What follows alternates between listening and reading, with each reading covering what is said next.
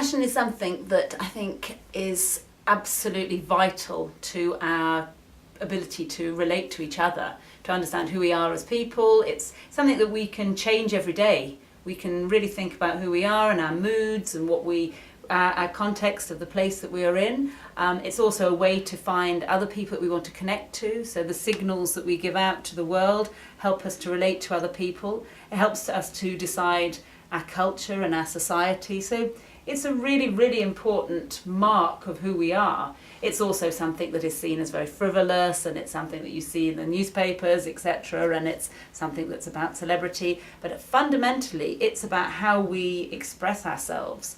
And it's an important part of our self-expression. I think over the last few years we have seen, they talk about the globalization of fashion, and what has changed very distinctly now is that you can go anywhere in the world almost and see some of the similar designs. But actually, even though you have a lot of mainstream fashion that might be sold in London or in, I don't know, Shanghai or wherever, there's also a sense of identity, of something you only find in those particular places. And for me, that's the side of fashion that's really exciting, because ultimately we are different in different places.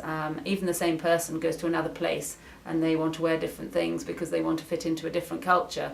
So I think that there's a real distinction, as well as the fact that you can now come by some of the same things everywhere. Very interesting to see in the UK, you have lots of different cultures. And in some ways you're seeing an osmosis of particular styles that are maybe look partly European and partly Asian, and so you've got a mix. But on another level you've got real distinctions, because people want to represent their own cultures and want to look different and distinctive. And that can also cause changes, because you see particular cultures that are much stronger in the UK than they were maybe a decade ago. And so it's become more acceptable to wear that culture. You haven't got to hide it or pretend that you're not part of something or to fit in. You can feel proud of your own culture.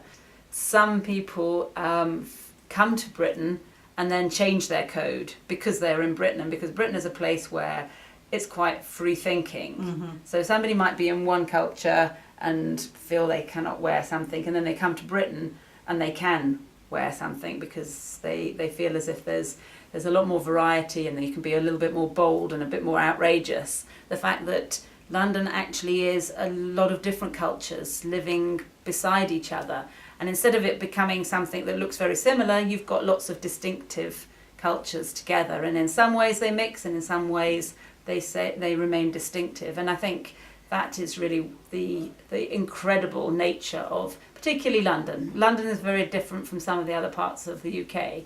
But certainly for London, the diversity of cultures is what makes the city what it is.